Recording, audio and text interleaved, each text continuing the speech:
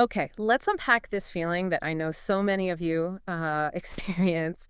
You're diligently learning new English words, feeling pretty good about it. Yeah, that sense of accomplishment. Exactly. And then, frustratingly, they just seem to, well, vanish. It's like trying to grab smoke there 1 minute, gone the next. Mhm. We all know people who seem to just soak up vocabulary, right? While for others, it can feel like a real uphill battle. It really can, and it's more than just annoying, isn't it? It really highlights a key thing about language learning. What's that? Well, just being exposed to new words isn't always enough.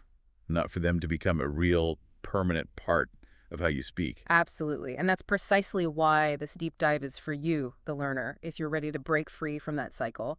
The learn today, forget tomorrow thing. Right. You're looking to build your knowledge quickly and effectively without getting sort of bogged down in endless lists or complicated rules. Yeah, avoiding that information overload. Totally. So our goal today is pretty straightforward.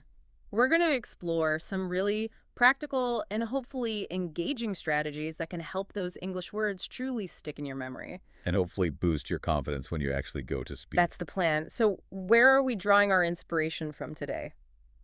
Well, our main guide is this fantastic YouTube resource. It's from the English and Comfort channel, a video called How to Remember English Words Easily.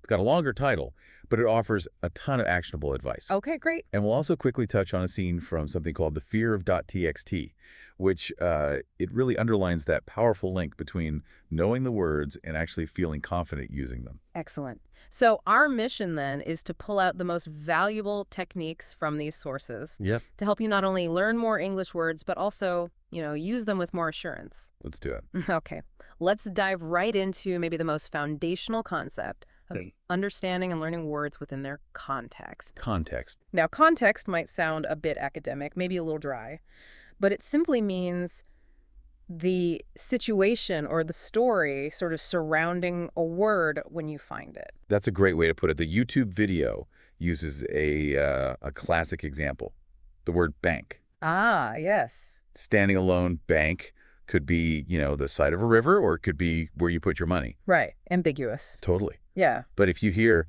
I need to deposit my paycheck at the bank, boom, instantly clear. The context tells you everything. Exactly. It just gets rid of that ambiguity. And it highlights something really crucial. Language isn't just like a list of labels. It's more like a web of interconnected meanings. A web. I like that. Yeah, and those meanings get activated by the information around them. And here's where it gets really interesting, I think. Our brains are just wired to remember stories and experiences much better than isolated facts. Definitely. Think about it. Can you easily remember what you had for lunch last Tuesday? Probably not, right?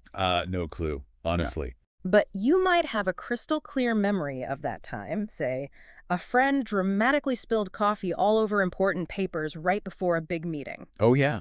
You remember that? Because it's a story. It has details, maybe some emotion tied to it. Precisely. And words kind of work the same way. If you only learn that bright means shining, you're missing out. How so? Well, what about describing someone as a bright student? That means intelligent. Or talking about bright colors, that means vivid. Right, totally different uses. Without that surrounding context, your understanding is just, well, it's pretty limited, isn't it? Yeah.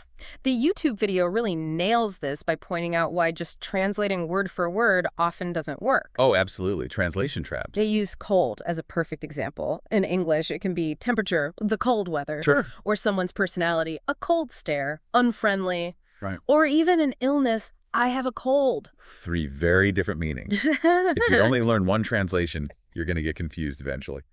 So what's the practical takeaway here? What should people actually do? The YouTube source offers a really simple but actually powerful solution.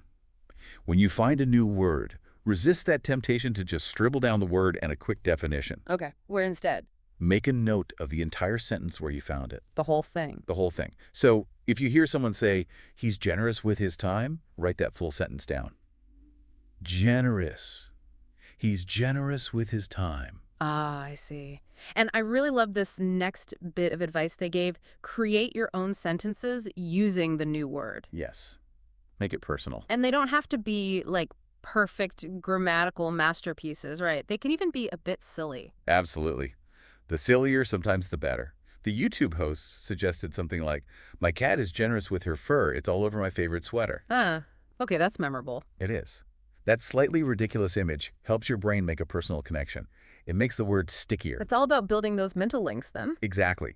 The YouTube video uses a really strong analogy for this. What's that? Trying to learn a word without its context is like trying to grow a plant without soil. Ooh, good one. It might survive for a little bit, but it's never going to properly take root and, flourish. Makes total sense.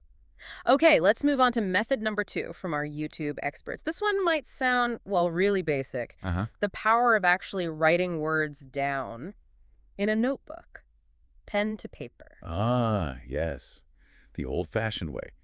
But don't underestimate it. There's real cognitive value in the physical act of writing. How does that work? Well, when you physically write a word, you're engaging your brain on, multiple levels. Sensory, motor, think back to school, taking notes. Right, even if you didn't study them much later. Exactly.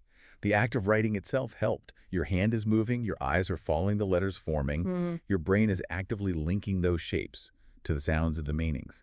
It taps into what's called haptic memory. Haptic memory. Yeah, memory formed through touch and movement.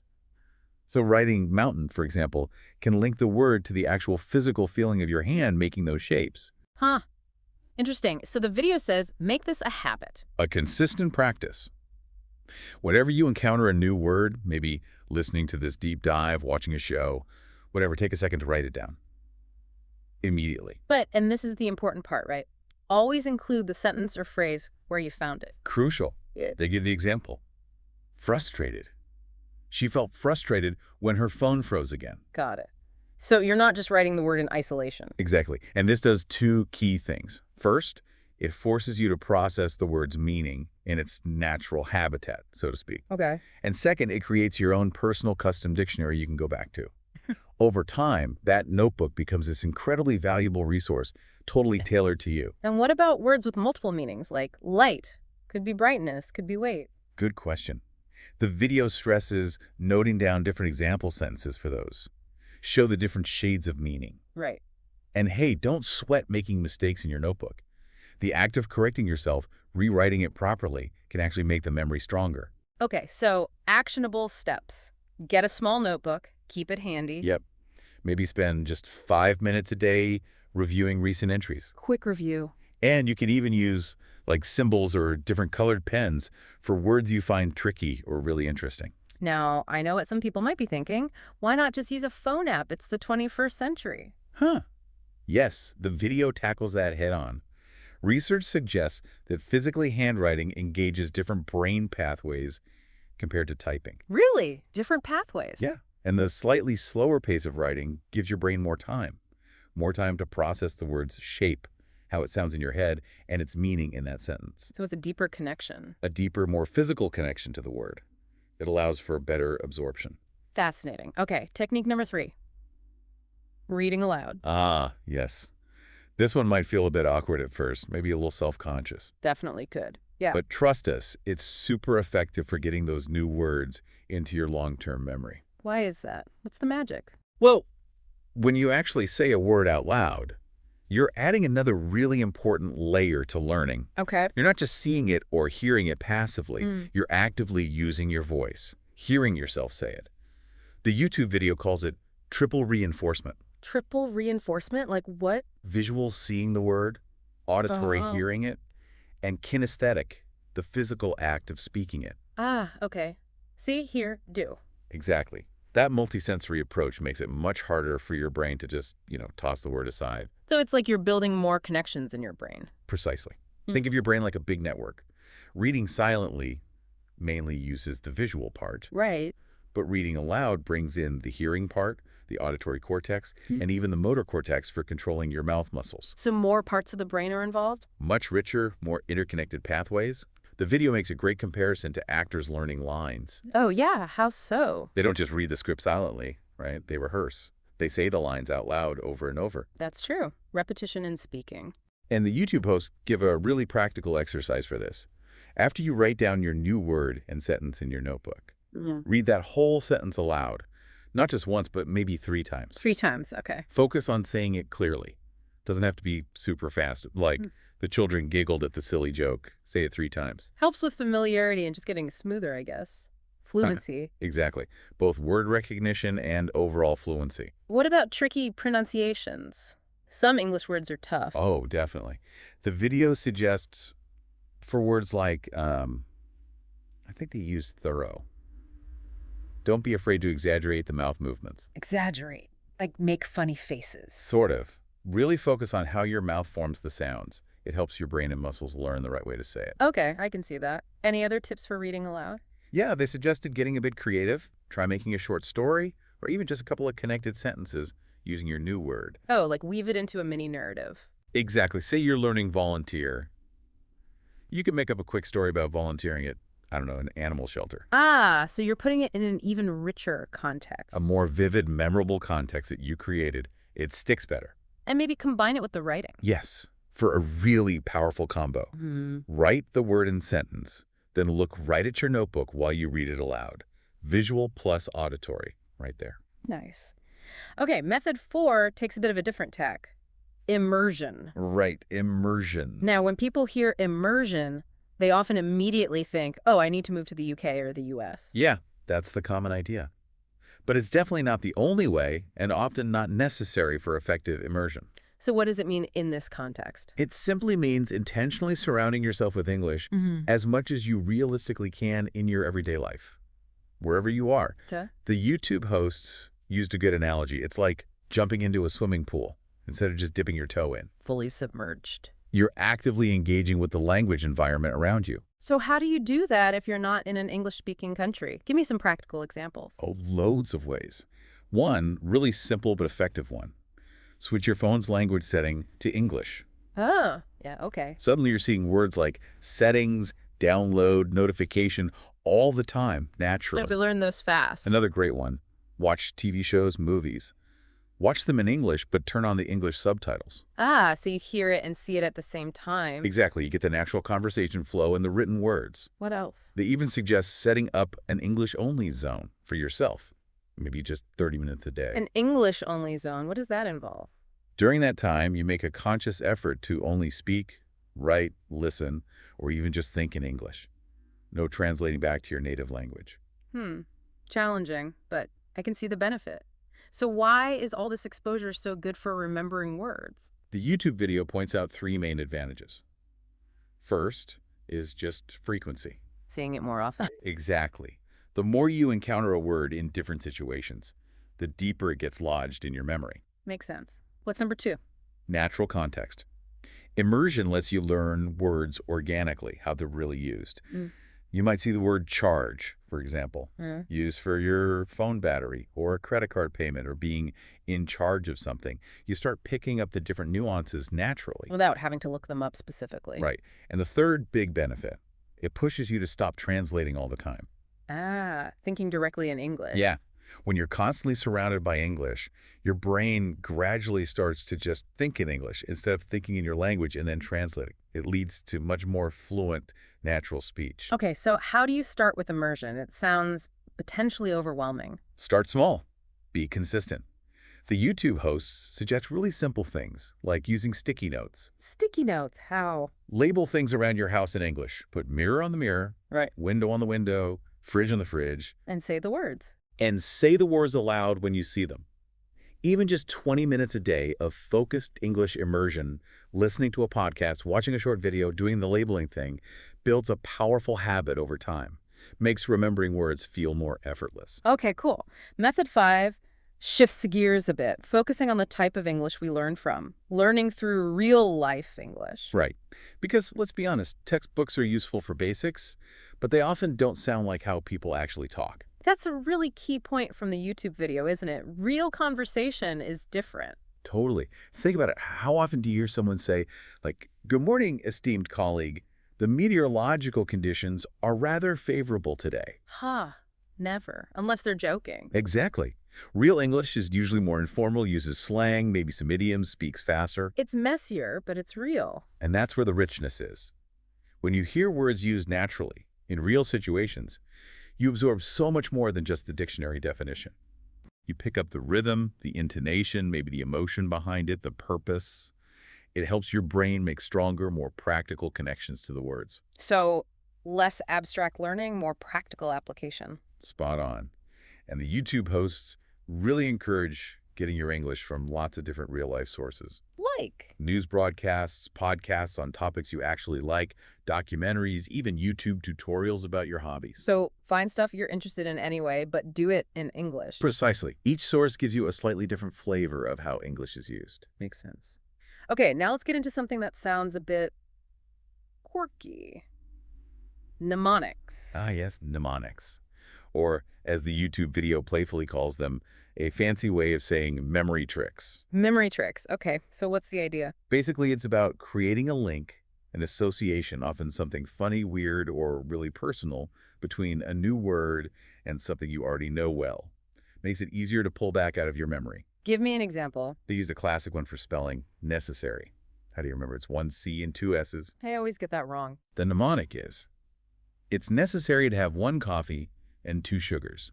One C, two S's. One coffee, two sugars. Okay, that's kind of silly, but I can see how it would stick. Exactly. Our brains often latch on to things that are a bit unusual or unexpected. What other examples did they have? Another good one was for telling cart dessert, the sweet food, and desert, the sandy place. They sound similar. Yeah, common confusion. So for DESERT, it has two S's because you always want two helpings of dessert or two scoops of ice cream. Ah, okay, two S's is two scoops. Got it. And then for DESERT, the sandy place, they suggested picturing just one cake sitting alone in the huge, vast desert. One cake, one is. That's a weird image, but yeah, memorable. That vivid, maybe slightly bizarre visual link can be super helpful for those easily confused words. So the key is making it memorable, even if it's weird. Totally. And it doesn't have to make sense to anyone else. The best mnemonics are often really personal. If one trick doesn't click for you, just invent your own. So it's okay to make up your own crazy connections. Absolutely. It's a very personalized way to learn, and it's great for those words that just keep slipping away, or if you're not a fan of rote memorization. Okay, useful tool to have in the toolbox. Next strategy. This is a big one for many learners. Practicing speaking. Ah, yes, the speaking hurdle. It's so common, isn't it? You feel like you know a lot of words, but then when you try to actually talk, poof, blank screen. It happens to almost everyone. And the YouTube video really hits on why speaking feels different. Why is that? It's because it forces your brain to produce English in real time. Actively retrieve words and string them together without looking things up or editing. Right, no safety net. Exactly. Reading and writing are more receptive or allow for planning. Speaking is immediate. That's why it feels harder. So how do you practice if you're maybe shy or don't have someone to talk to regularly? Good news, the YouTube hosts say you don't necessarily need a partner to start. A really effective technique is just talking to yourself. Talking to yourself in English when I feel silly. Maybe at first, but it's incredibly useful. Try just narrating your day. Okay, I'm making coffee now. Oops, the bus is late again. I need to remember to buy milk. Just describing what you're doing or thinking. Exactly. This simple thing forces you to use the vocabulary you have, and it instantly shows you where the gaps are. How so? You find yourself thinking, wait, how do I say that thing? And that's gold, because it tells you exactly what you need to look up and learn next. Ah, so self-talk identifies your weak spots. Precisely. And if you do have a chance to talk with a friend or find a language partner online, even just 10 minutes a week makes a huge difference. What kind of things could you talk about? The YouTube video suggests simple role-playing. Pretend to order food in a restaurant. Discuss your favorite season and why. Keep it low pressure. Right. And this links back to that fear of .txt scene we mentioned earlier, doesn't it? It does perfectly. In that scene, the character Jake is really nervous about speaking, mostly because he's afraid of making mistakes. A very common fear. And Emma, the other character, gives him some great advice. She basically says, confidence comes from practice, just doing it. What specific tips did she give? Things like slowing down your speaking speed a little, taking a deep breath if you feel nervous, practicing simple small talk, asking open-ended questions. Good practical tips? And trying to actually think in English, rather than translating everything in your head first. Oh, and using contractions like don't instead of do not to sound more natural. Which ties back to the real-life English point, too. Exactly. So the big takeaway from both sources is practice speaking consistently, even in small ways. It builds confidence and makes those words you learned actually come out when you need them. Crucial step. Okay, let's tackle another common habit. Relying heavily on translation apps. Ah, the quick fix. The YouTube experts explain why always reaching for that translator can actually slow down your real progress. How come? It feels helpful in the moment. It does, but when you're constantly translating back to your own language, Hmm. your brain stays in that mode-switching state. Mode switching. Yeah, flipping between languages, instead of developing the ability to just operate within English. Think directly in English. Right, you're not building those direct connections. Exactly. Plus, remember our cold example. Many English words just don't have a perfect one-to-one match in other languages. You lose nuance, or even get the wrong idea, through translation. So what's the better approach? Ditch the apps completely. Well, maybe not ditch entirely, but definitely shift your primary tool. Hmm. The video strongly recommends using English-to-English dictionaries. Like for native speakers. Or are there learner ones? Both exist. They mention good learner options like the Cambridge Learner's Dictionary or Merriam-Webster Online. And how does that help differently? When you look up a word, say frustrated, Hmm. you don't just get a translation. You get the definition in English, like feeling upset because you can't change something. Okay. And crucially, you get example sentences showing how it's used in English. She felt frustrated when her phone froze again. Ah, so you're staying within the target language the whole time. Exactly. You're linking the English word directly to the concept described in English, not just linking it to a word in your language. What's the long-term gain from that? You gradually build those direct pathways in your brain. English word connects to English meaning. You start thinking in English more naturally. So a concrete step could be Try it. Maybe remove the translation app from your phone's home screen and put an English dictionary app there instead. See what happens. bold move. Okay, number 9. This one might feel a bit nostalgic for some. The YouTube video calls it old school flashcards. Yes, flashcards. They might seem basic, but their effectiveness for locking in vocabulary is really solid. Still works. So how do they work best? Just word on one side, meaning on the other? That's the core idea. Mm-hmm. Word on one side, then on the other, the definition and an example sentence. That context piece again. Right, always the context. But why are they better than just reviewing a list? Their real power is in active recall. Active recall. Yeah. Seeing the word forces your brain to actively retrieve the meaning from memory, not just passively recognize it on a page. It's more effort for the brain, which makes the memory stronger. Exactly. And because you can shuffle them easily, you break that trap of just memorizing words in the order they appear on a list. Good point. Should you buy pre-made ones? You can, but the YouTube hosts actually recommend making your own. Why is that? The act of writing them out yourself is another layer of learning that haptic memory thing again. Use simple index cards or even sticky notes. Okay. And how often should you use them? Keep them handy. Review a few during short breaks, waiting for the bus, coffee break. Start small, maybe focus on just a few words you keep forgetting, then build up your stack. Simple, portable, effective. Okay, last one. Method 10 sounds fun. Gamifying learning. Yes, turning vocabulary practice into play. How does making it a game help you remember words? Think about when you play a game you enjoy. You're focused, right? Engaged, maybe a little competitive, even if just with yourself. Yeah. You want to keep going. The YouTube video points out that games often lower the pressure of studying. And when you're having fun, maybe laughing at a silly mistake or cheering a right answer, your brain releases dopamine. Dopamine, the feel-good chemical. Yep, and dopamine actually plays a role in strengthening memory formation.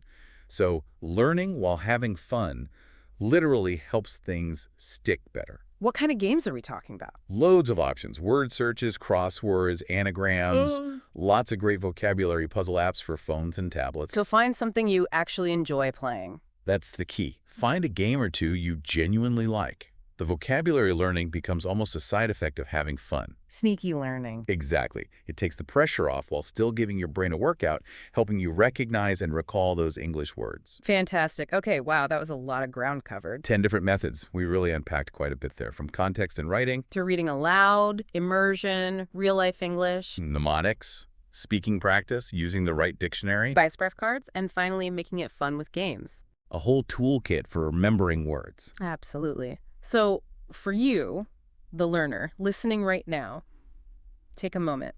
Which of these 10 methods kind of, well, jumped out at you? Yeah, what resonates most with your way of learning? What feels like something you could actually stick with? Because knowing how you learn best, that self-awareness, is a huge part of making progress in language learning, isn't it? It really is. Find what works for you and lean into it. And hey, if you found this deep dive useful, maybe think about sharing it with a friend, someone else who's learning English. Yeah, definitely. You could even try some of these tips together, compare notes, see how it goes. Learning with someone else can be really motivating. For sure. Just remember, every little step you take, every new word you learn and actually use, it all adds up. Consistency is key. You've absolutely got this. Keep exploring, keep practicing, stay curious. And maybe ask yourself, what new area of English learning are you excited to dive into next?